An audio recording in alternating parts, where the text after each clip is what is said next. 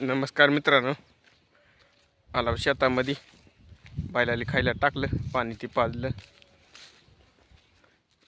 चिचा खाली बांधले तर खोडके टाकले. दुपारून वाडा टाकायचे.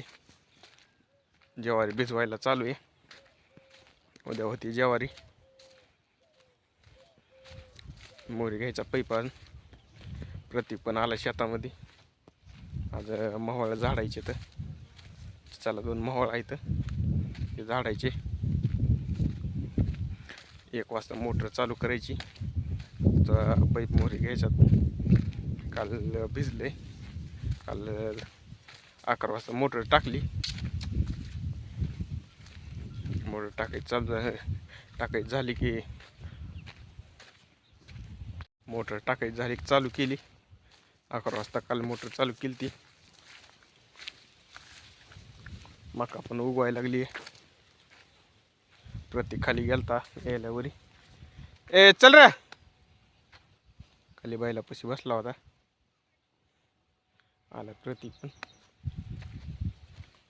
घ्यायचा पुढे पैप. 2 दिवसात मका ज्वारी होती भिजवायची. पुन्हा गहू भिजवून घ्यायची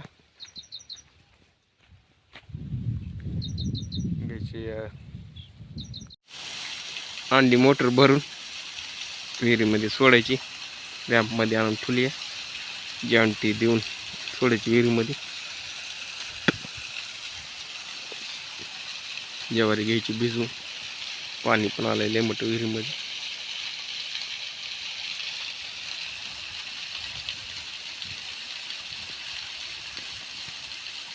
जॉन्टीला सोडायची विहिरीमध्ये. ट्रॅक्टरची वायर ते जोडून. 10 वाजले तर बैल घरीच ठेवले तर मोटर ते चालू करून बैल घेऊन यायचे. मोटर चालू करून पुन्हा बैलगाडी आणायची जाऊन.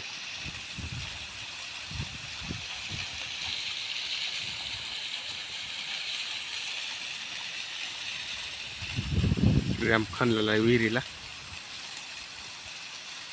पोकल्यांना पालेली विहीर.